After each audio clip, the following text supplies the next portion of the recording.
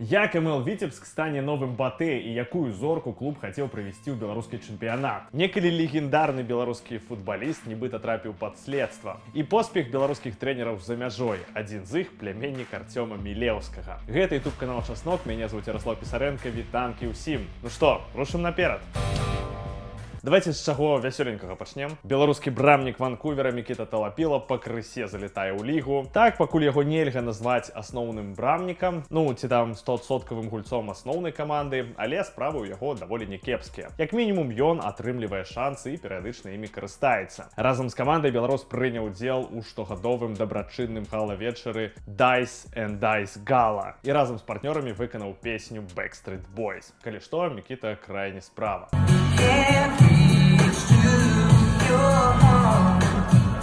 Гэта вам не гэта, не калінку-малінку спяваць. Сур'ёзны ўзровень. Але ў апошнім матчы Ванкувер Талапілы прайграў Даласу. Беларускі брамнік прапусціў 6 шайб. Ну, такія справы. Бывае. І пакуль Ванкувер знаходзіцца на апошнім месцы ў сваёй канферэнцыі. Давайте далей, там вельмі цікавая гісторыя. Вось мы тут любім, ну, дарэчы, раней крыху любілі розныя гісторыі пра Артёма Мілеўскага. У чалавека цікавае жыццё, заўсёды з ім нешта там адбываецца. І не толькі з ім. У Артёма Мілеўскага ў Беларусі ёсць пляменнік Дмітрый Мілеўскі. Ён таксама быў гульцом, што праўда, не такім заўважным, як яго дзядзька. Амаль усю сваю кар'еру ён правёў у камандзе Івацевічы, гэта 3-й беларускі дывізіён. Спрабаваў выехаць за мяжу, выступаў у мінорных лігах ААЭ і В'етнама, але праз траўмы быў вымушаны даволі рана скончыць кар'еру. У 2018 годзе ён стаў галоўным трэнерам Івацевічаў. Пры ім каманда гуляла ў Кубку Беларусі, напрыклад, супраць салігорскага Шахцёра. Была паразка 1-6. Але не гэта галоўнае. У 23-м годзе Мілеўскі вырашыў пакінуць Беларусь і пераехаў у Дубай. І там уладкаваўся на працу дзіцячым трэнерам у акадэміі Дынама, якую заснавалі украінскія бізнесоўцы. І ведаеце, у гэтай гісторыі даволі клёвы вынік. Бо ў гэтага чалавека атрымалася. Вось як ён зараз апісвае сваё жыццё ў Дубаі. Я кайфую, не паспяваю выдаткаваць заробак, як прыходзіць новы. Значыць, мне на ўсё тут хапае, ніякіх праблем з грашыма не адчуваю. Адразу, можа, крыху шкадаваў, што прамяняў больш прафесійны ўзровень на дзіцячы. Зараз жа, лічу, паступіў правільна. Разумею, што ў ААЭ ўсё толькі пачынаецца, і я магу стаць для вытокаў развіцця футболу ў краіне. Чалавек вон прымяняў Беларусь на краіну, дзе хлеб каштуе $3,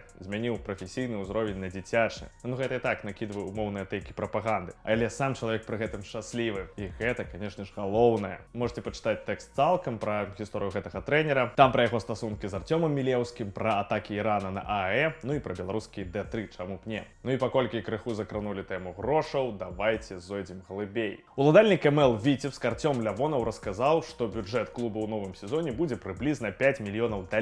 У мінулым сезоне гэты бюджэт складаў прыблізна 3 мільёны. І тут зноў-такі, да гэтых лічбаў трэба ставіцца акуратна, бо хто іх ведае, якія там яны на самой справе. Але, падаецца, грош там даволі вялікі. Летам каманда будзе выступаць у кваліфікацыі Еўракубкаў, таму ўзмацненне пад гэтую задачу будзе дакладна, бо гэта галоўная задача, калі ў планах МЛ больш-менш доўгае існаванне. А там планы, як я пачытаю, ну вельмі амбіцыёзныя. Ну вось як вам, напрыклад, такое. Нядаўна з'явілася інфармацыя, што МЛ Віцебск прапаноўвалі паслугі знакамітага экс-гульца Манчестер Юнайтед і мадрыдскага атлетыка Радамеля Фалькау. Гэта праўда? Праўда, мы размаўлялі з ягоным агентам, здаецца, у снежні, мяркуючы з усяго, сам футбаліст таксама быў гатовы прыехаць. Але калі шчыра, я хачу падпісваць маладых гульцоў, якія імкнуцца даказваць нешта на поле. Думаю, ад іх карысці будзе больш, чым ад узроставых футбалістаў. Прабачце, але тут я просто не магу не працытаваць даўні расійскі мем про Фалька. А селельцы где наш Валерий? Блядь, не едут к нам, ёпта, Фалькау к нам не поедет. А до нас бы прыехаў, ёпта. Але гэта мы яму адмаўляем, бо хочам, каб гулялі маладыя хлопцы.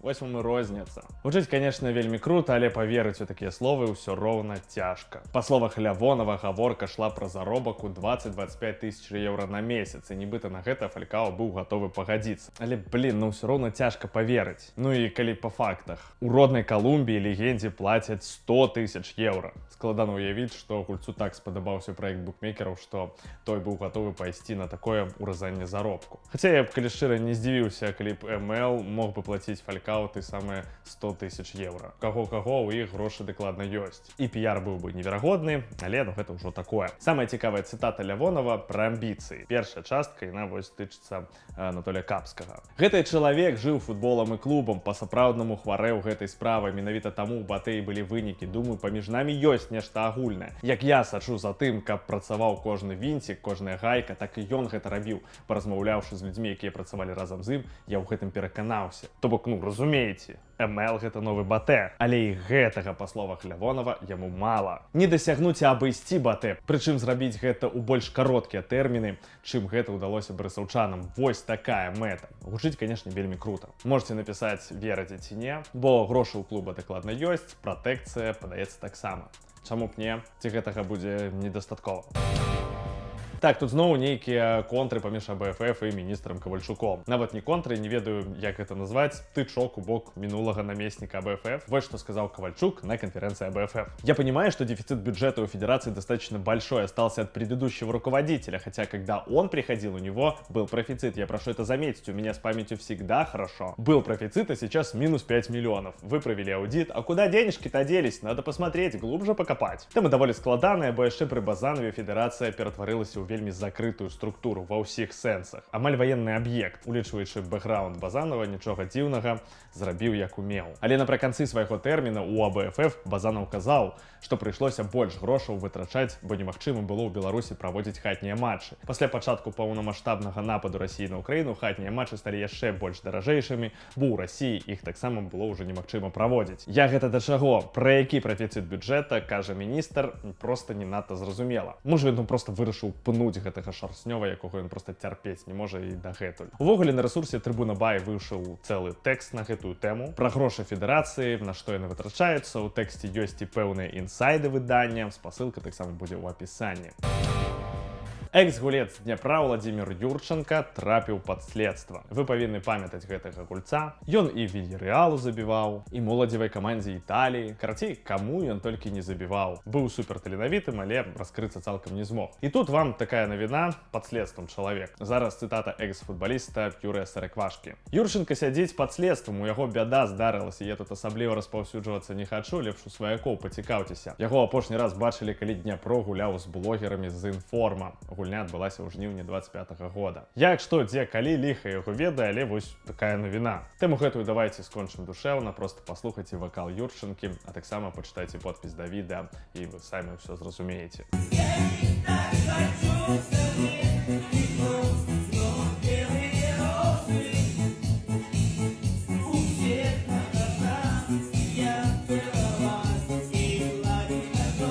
Ну, легенда, ё-моё. Але мы рушым далей.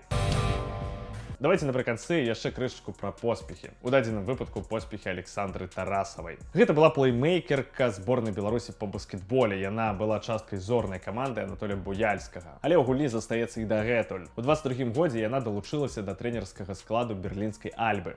Праз сезон разам з камандай упершыню ўзяла чэмпіёнскі тітул першы на рахунку клуба.